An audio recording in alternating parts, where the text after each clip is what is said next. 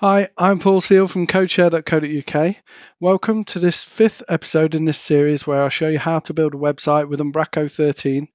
In this episode, we're going to be looking at how to build the navigation and footer using block grid.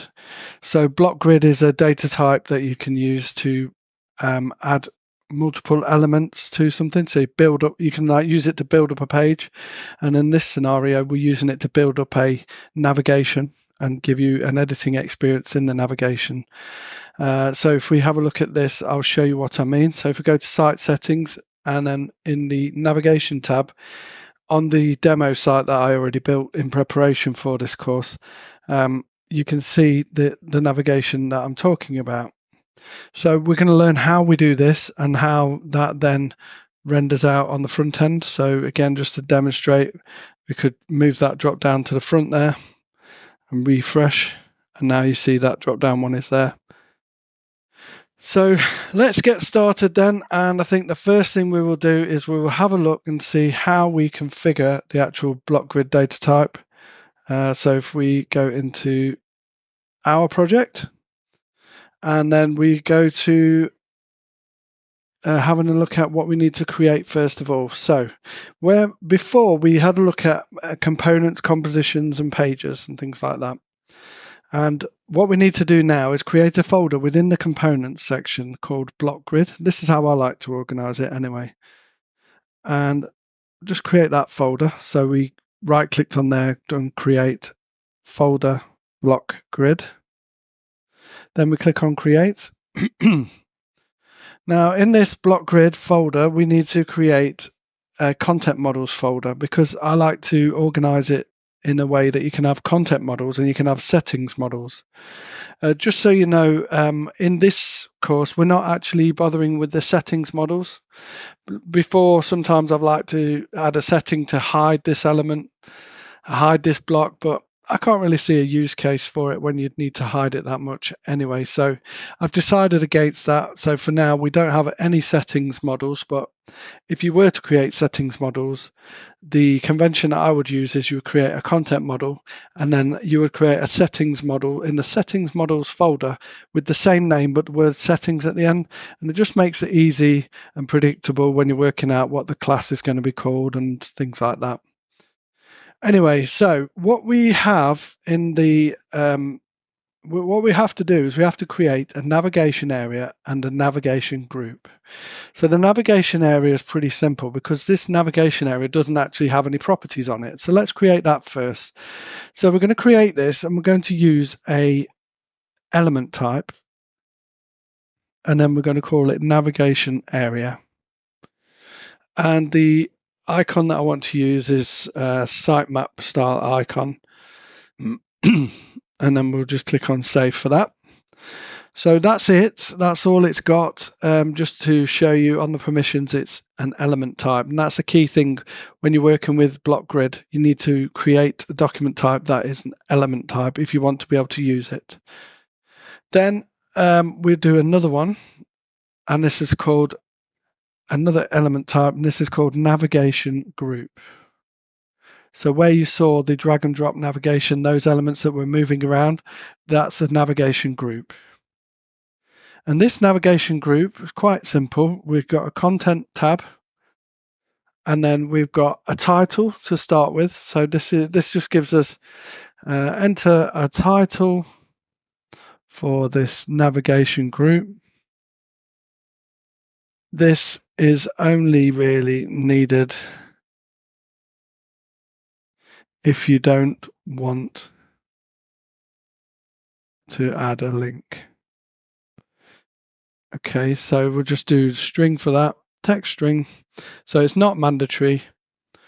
And then we'll do a multi-URL picker, but we'll create a new configuration of this one. So this is for the link. So on the navigation, you've got the main link, and then you've got like a drop down underneath it. That's optional as well, the drop down is. So those children links are optional. But this first link is optional as well. So enter a link for this navigation group. This is optional. you could just add a title and some child links. So we're giving that information to the end user. Now, if we have a look for URL, we can see multi-URL picker. We can either use the default configured one, or we can create our own. So we're going to do that. And this one is going, I like to use the naming convention of multi-URL picker in the square brackets. Again, that's something that I picked up from Mark Goodson. And then we'll call it navigation group child links. And then with this one, we will just configure it so that it's a single. Actually, no, I'm doing the single link. Sorry, I got confused there. So we're going to call this single URL picker. Sorry about that. We'll do the other one next. Single URL picker. Minimum number is 0. Maximum is 1. There we go. And we'll just click on submit. Submit that. And then we'll want to do the child links next. So we'll add another property, call it child links. And then in this, we'll give it a description of add some child links for this navigation group. This is optional. You might just want to add a link with no children. There you go. So now we do the URL picker again, but this time we'll make it a multi-URL picker that is configured for the navigation group. So multi-URL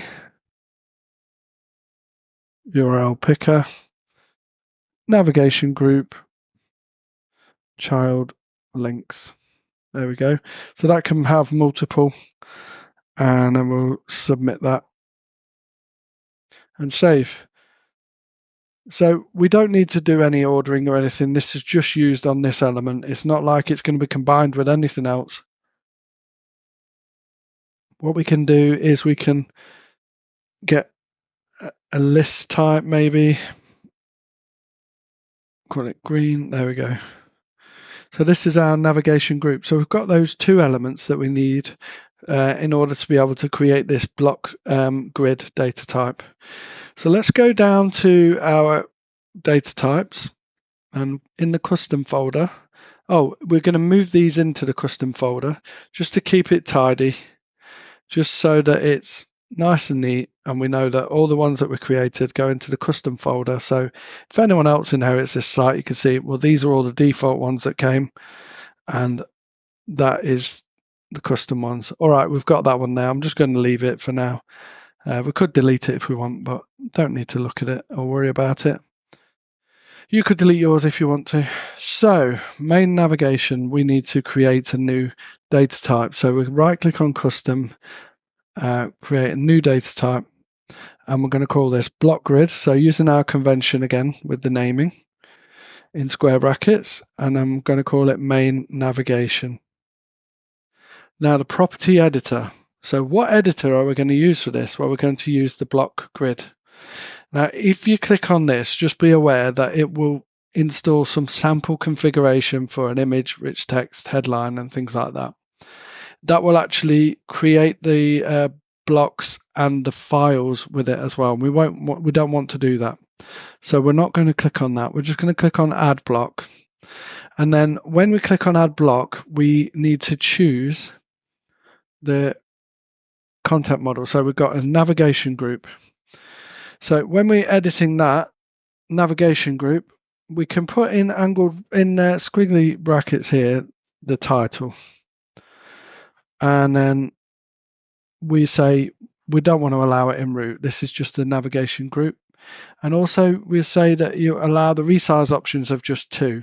So that means that we can have up to 6 items going across. So this resize options is very good. So you might have like an image or something like that, and you might want it to be available in a 12 column layout, a 6 column size, and a 2 column size. So that way, if you had it as a 12, then obviously per row there would only be one of them there. If you had it as a 6, you'd be able to fit 2 in. You could have it as a 6, a 12, and a 2. But for now, we'll just take these 2 off by clicking on the line, and then we'll leave it just as a 2. Then these are the row spans, so we don't want it to span across multiple rows, so we'll just leave it at 1 as per the default. And then we'll just leave it at that, but soon we'll put a preview on this. So that's the navigation group, and then we'll have a navigation area as well. So if we click Add Block, Components, Block Grid, Content Models, Navigation Area, then this one we want to allow in the root. So this means that on the grid itself directly you can allow you to create a navigation area. But we didn't allow that for the last one because that one needs to be created within the navigation area. So if we go to areas and then we can define an area. So by default it's a 12 column area. So I'm just calling this alias, I'll call it full width. And then I'll just say add navigation group. So that's the label that will show on the button. And then what do I want to allow? Well, there's no minimum number of blocks or a maximum. I don't mind. I mean, if I wanted to, I could say there's a maximum of 6 because they're 2 across, but for now, we'll just leave it open. And then we'll just say you can allow a navigation group. And these options here are from the types that got added to the block grid data type. So we'll say navigation group, submit that. Now, what we did wrong there, if we go back into the area, we didn't actually pull that across to make it a 12 column area. So I'll submit that and save that again. So for now, that is actually all we need to do. We will actually create a preview after, but let's just have a look at it how it is right now. So we'll go into our site settings, and you see how we've got navigation here. It's inherited from the main navigation properties. So we can click on that link and that will take us to edit the main navigation document type. So if we click on this and we'll change our label to be the navigation one. So block grid main navigation. We'll click on submit and save and close and then save. So let's go into the content section and we can see that we now have a navigation, and that navigation we can add a navigation area. So if we click on that and do add navigation group, and we'll call this about, and the link for this we'll just do either we can look for the page and click on it, or we can do a link directly ourselves if we want to. But I've clicked on that, and so this is just going to be a single navigation item at that level, and then you can use this plus here to add another one. So maybe we'll have one for the search page, and we'll just click on that, search, and then create. And then maybe we want one for a drop down, so we'll call this drop down, and the link for that, we don't want a link on the actual drop down itself, but we will add some child links. So in there we'll put home. We'll click on home and we'll call it home. And then we can add another one and we'll call it about. Oops, I've done it in the wrong one. So let's just find about. There we go. And then we'll add search again. I mean, it's a pretty pointless one because I've already got it in the top nav, but you get the idea. Submit that, create, save. Now, as you can see, that's not the same editing experience that I've got already set up on this other site. It's actually, that's the better editing experience, whereas this one is just, all right, you can actually, well, it's not, the screen's not even big enough to allow me to get the drag and move them around. So what we want to do is we want to create this preview so we can see it in this way. So the next thing we want to do is we want to add a local package to our site called block grid previews, or whatever you want to call it. But with Umbraco, the way you can add a package to extend Umbraco is by using the app plugins folder.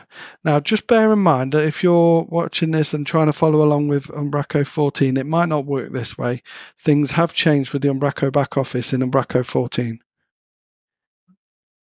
So please do bear that in mind. And this tutorial is specifically for Umbraco 13 and above.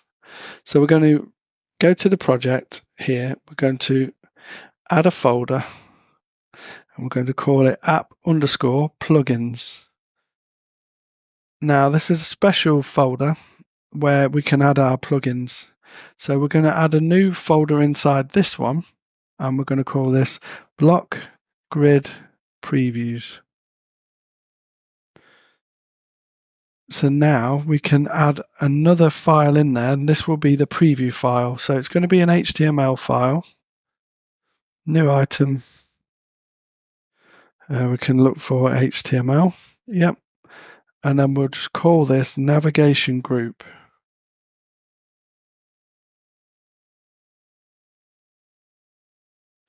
So that will be our file that we need to create. And also what I like to do as well, I don't know if it is necessary, but I like to create a package.manifest file. So we do add new item.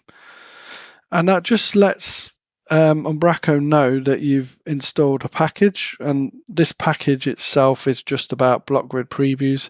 Not really a package, but it's just to let you know that you have got these in there.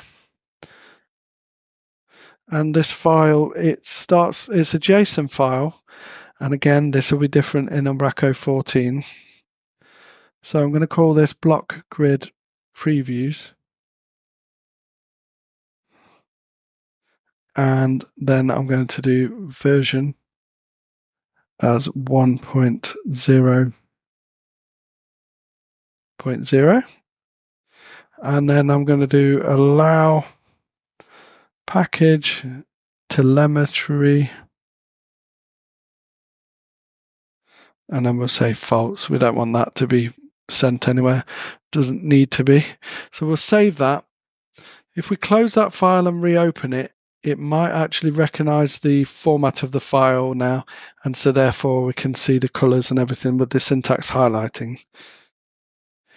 And we have our navigation group. Now let's add some HTML in this. So when you installed the sample block grid definitions, it would add things like an image and things like that. And the HTML that gives for rendering an image to be with a block preview is really useful. And so I took that and used it for this. So I'm just going to write this out now. So button type equals button. ng click. So this is using Angular version 1.7 something, which is actually out of support now. And that's why Umbraco 14 is moving completely away from the old Angular back office to more modern JavaScript frameworks. And it's using TypeScript, Lit, and Vite. So anyway, if we do this, what we're going to do is we're going to just write the Angular we need, just a minimum amount of Angular to be able to give us this block preview. So what I like to do is just give that's why the preview is not that rich. It's just something just to give you an idea. And then in here, we'll do ng if. So a div with an ng if, and we'll just say if on the block it's got oh no, that's the settings data. We don't need that actually. So we'll do a div with a class, and the class says nav group container. And that just allows us to just add some styles on that element, on that div. And then we've got a p tag, and inside this, we'll do a strong. And this is what we'll put the title in. So we'll do block.data.title. And then we'll do a span ng if. So if it's got a link, then we want it to render the link. So block. So if the block dot data has a link, Well, can we please see it? Block.data.link and then square brackets 0. So we get the first one and then URL. So that will just put that in a little span underneath that title. And then after that, we want to render any child links as well. So we'll do a UL and then we'll do an LI. And in that LI, we'll do an if. And it will be an ng if. So it's an Angular based if. And it will just say if block.data.child links. So has it got any child links? And then this is where we will add another bit of Angular to just loop through those ones. So we use an ng-repeat. And then we say key, comma, value. So go through all of those and represent it in this way. So we'll say for each key value pair in block.data.child links. And then we want to, every time we have one, we want to do a strong. We want to put the value.name because that's what we have here. And then we want to do the value.url. So whenever we get one, let's render out a name and a URL for it.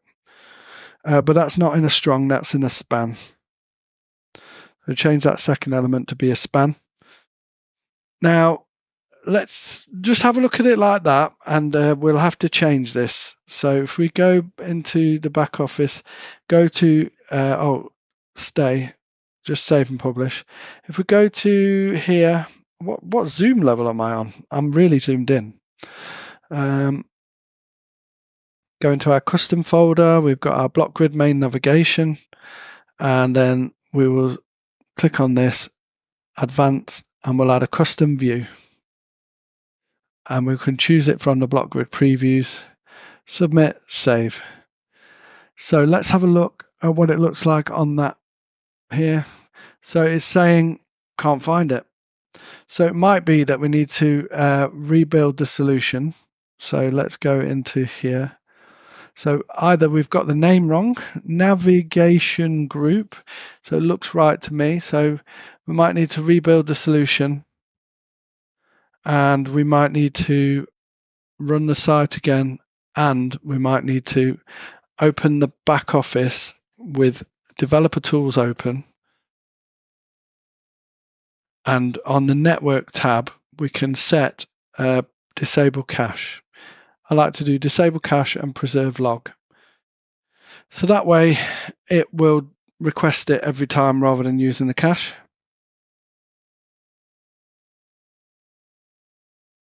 So hopefully now when it runs again, it will have those to render.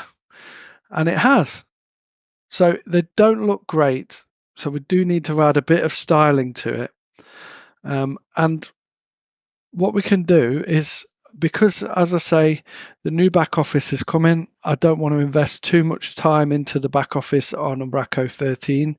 So I like to just have some inline styles here that are scoped just for this element. So we do a style block on the actual file, and then we do one for the button. Now, as I said, this you can get a lot of these styles from those sample files that you can install. But for now, let's just quickly get through this. We're doing a position relative, a display flex, a width of 100%, a height of 100%, a cursor pointer, etc. So I'm going to copy and paste this from my example one, and I will put a link to a GitHub gist for this, so you don't have to go through all of this, updating all of these styles. You can just go to that GitHub gist and copy that this whole file if you like. So I'll put that on there for you all, and then I'm just going to click on hot reload. Hopefully that will help this. And if we make sure that F12 is open, empty cache and reload, and now we have it. we've got our drag and drop nav managed in the back office, and it's quite effective. I don't know what you think about it, but I really like it. I find it very effective. So that's one part of it, but that's not getting rendered anywhere. So if we just have a look at the front end of the site, and we will see that even though we've got search, drop down, and about on the front end, it won't be doing that at all. So we'll need to write the code in order to render that out. And there's a certain place that you need to render that out. So yeah, it's a different nav. So if we go to if we go into our solution and we have a look, there's a special section. So it's in views, partials, block grid. And then in that section there, we will add our own folder called components. So we'll do right click, add, and then we'll do components. And in that components file, what we want to do is we want to create one for the navigation area and the navigation group.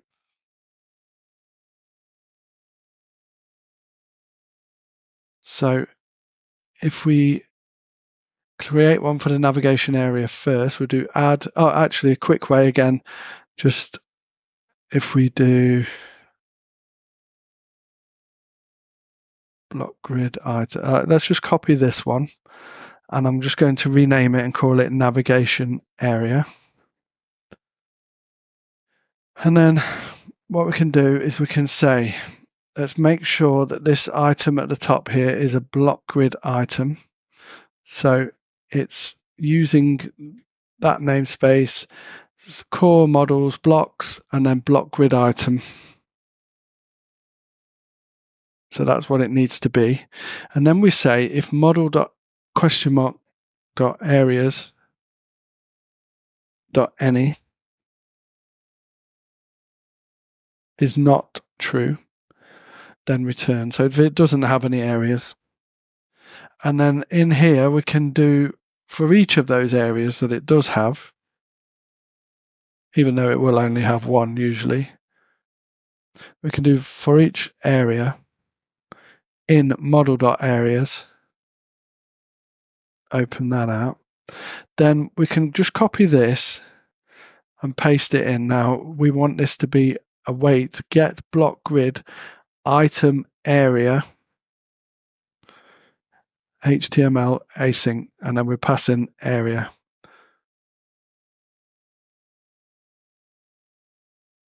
So for each of its areas, we just want to get it to render the area. So that's what the navigation area, when it comes to rendering out the navigation area, it will use this to make its choices on how to render. And then we want one for the navigation group. So there'll be a lot more HTML in this one. So we can just quickly cheat and just control and drag, and then we'll call this a navigation group.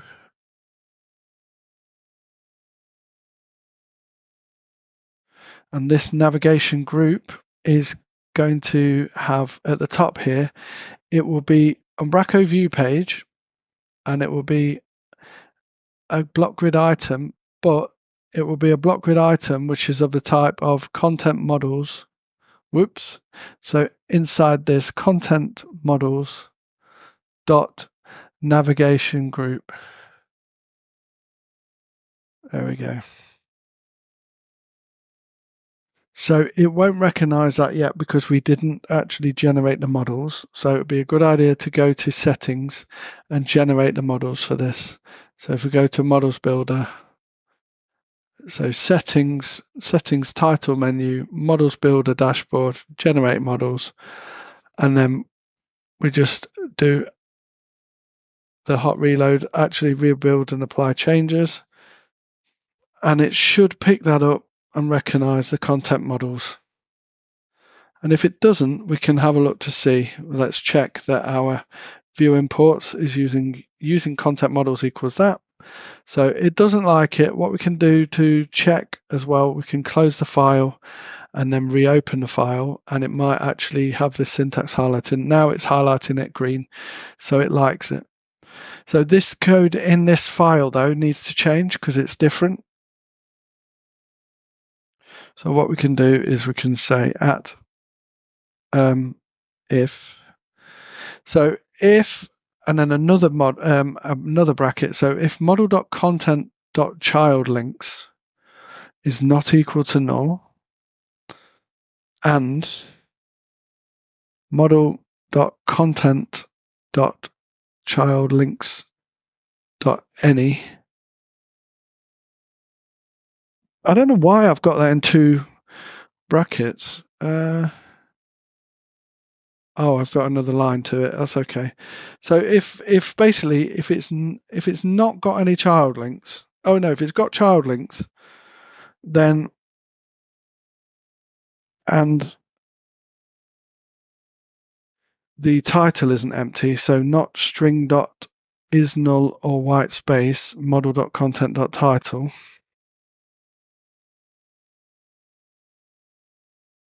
or model.content. So if it's got a title or a link, basically, is not equal to null. So if this logic is met, then inside here, what I want you to do is render an li. But otherwise, I want you to render the li. Oops. Else, render it differently. Just a single link in there. So let's have a look at the navigation. The main navigation. So when it's a single link, it looks like this. So let's grab that single link because we don't actually have a drop-down nav implemented. So we're going to copy that, and we're just going to make sure that actually this will be exactly rendered that way.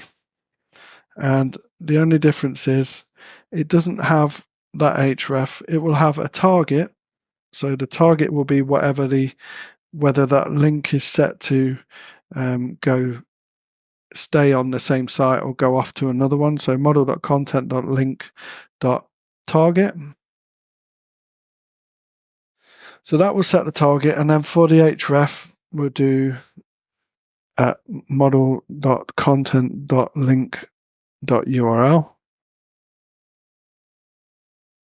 and we'll put the name at model.content. Oops. Content.link.name. What is going on today? There we are. Why? Oh, I honestly don't know what's occurring here. The predictive nature of this tonight is awful. Anyway, so we've got our li with an a inside it, and that's pretty much how it was from the static HTML. And then what we want to say up here, we want to use a bit of Bootstrap to tell it that it's got a drop down actually. So here we have our li, so we can copy that, and then we can close that there. So now we want to do the same again, make it an li, but also make it know that it's a drop down, and then we can do an if model.content.link is not equal to null. So if it's got a link, then inside this we'll do our link, and it should be similar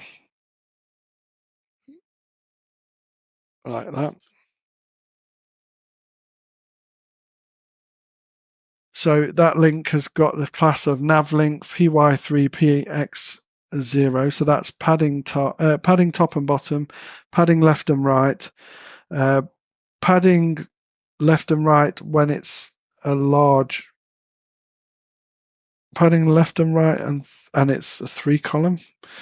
Wow. Oh no, that's setting it to 3. So when it's a large screen, set the padding left and right to be 3. And then when it's rounded, and so it needs to be rounded and then drop down toggle.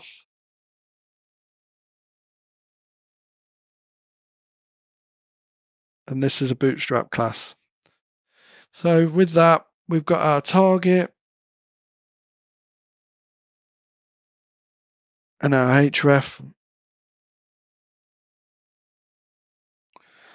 So we'll change that to be href. Actually, no. Leave that as target and set the href.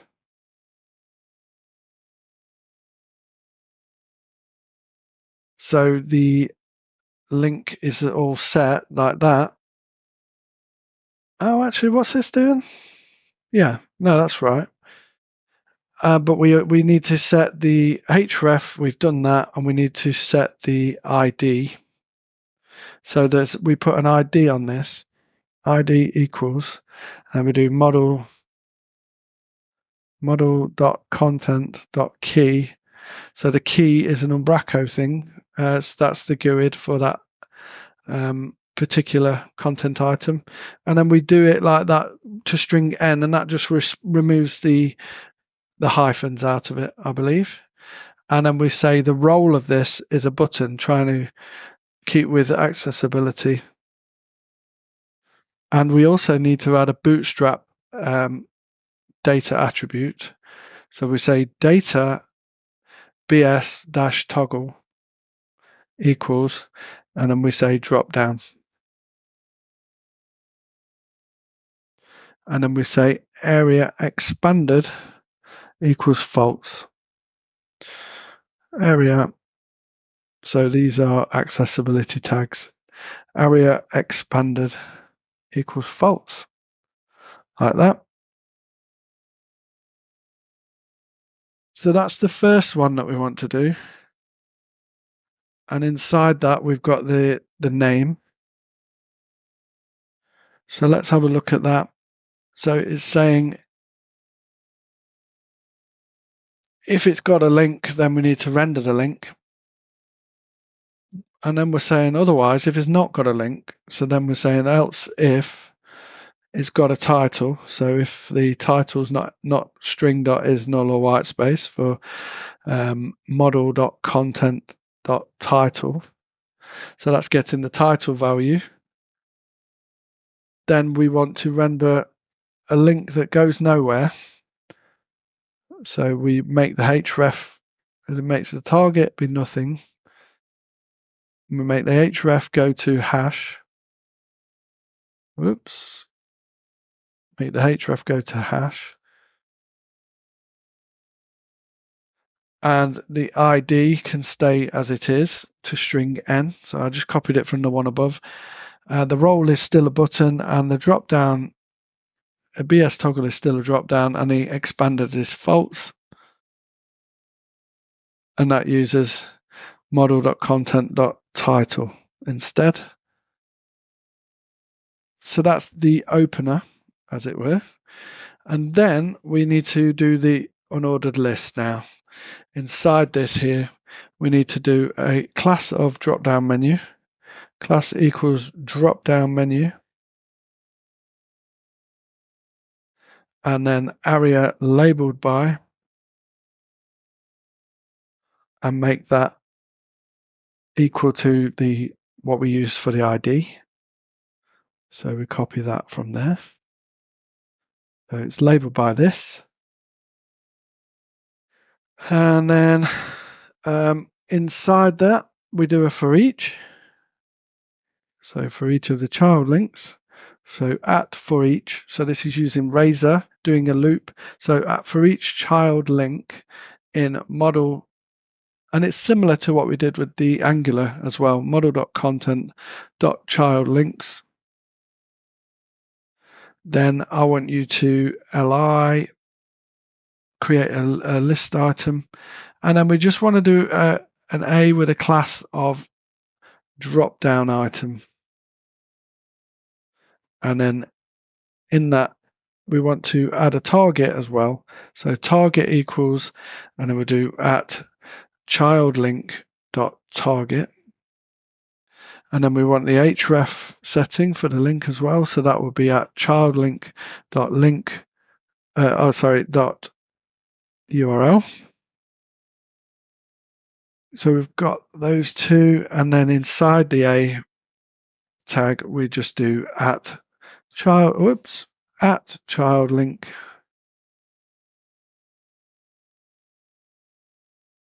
dot name. So that will give us the full rendered out navigation menu. So this should just work. It may not work, might not work first time. It would be unusual if it did work first time, but let's give it a whirl. Let's just let it run, and then we'll go on the front end and we'll see what's going on. Right, so first of all, we notice that it's the exact same navigation. It's not that navigation that we just built up. And the reason for that is because we haven't actually wired it up to get it. So what we need to do is we need to go into our code base and find the main navigation file. And because we're just rendering it out from here, so instead of these hard-coded links, let's just delete those and then save it and then have a look on the front end. There they go, they've disappeared. So instead of that, what we want to do is we want to call it to render the block grid. So we do @await. So we're using an async method here. So html.get block grid HTML async, and we're telling it what node to use. So we're telling it use the site settings node, and what property? Well, it's the main navigation property. And if we have a look at our document type, that property is actually this one here. And if you hover over the label or the name, it actually gives you the alias. So that's the alias that I've passed into there. Save that, run it, and then we go to the front end and then we reload the page. And you'll see we have our navigation.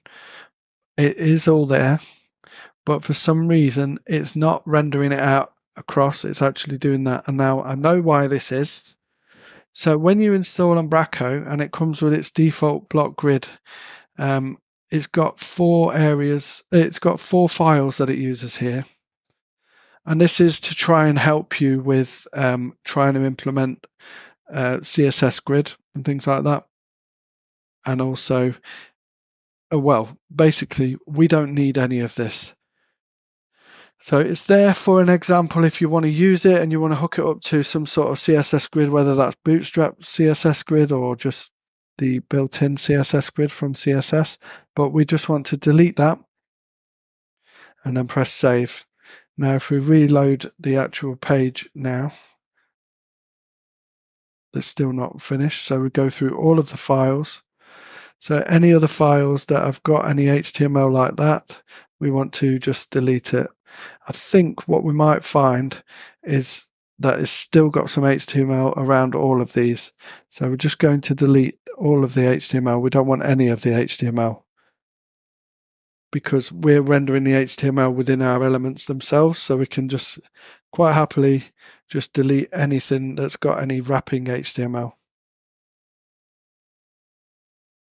Now, you might disagree with this. You might think, oh, wait a minute, no, we should be using those columns. And you can use that information and use it if you want to. But in this example that I'm showing you in this tutorial, we don't even need it. So let's not worry about using it. So again, anything that's HTML and is not just looping razor, we can just delete.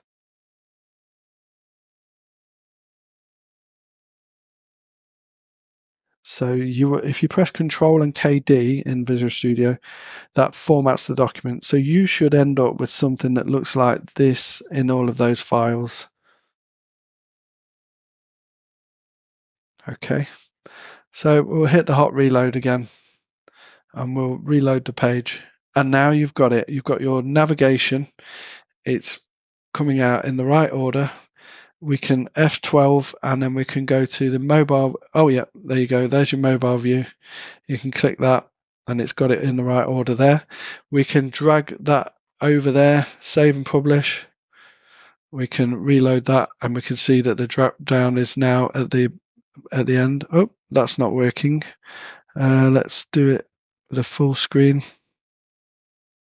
Yeah, it's working there. Not sure why it's not working on mobile. We can have a look at that, but we can just persevere for now because it doesn't really change much. It's still proven the theory. We've got the element working, and most of the time we're going to be looking at in desktop. If you want to go further and work out why that was a problem on mobile, please do, and please put it in the comments.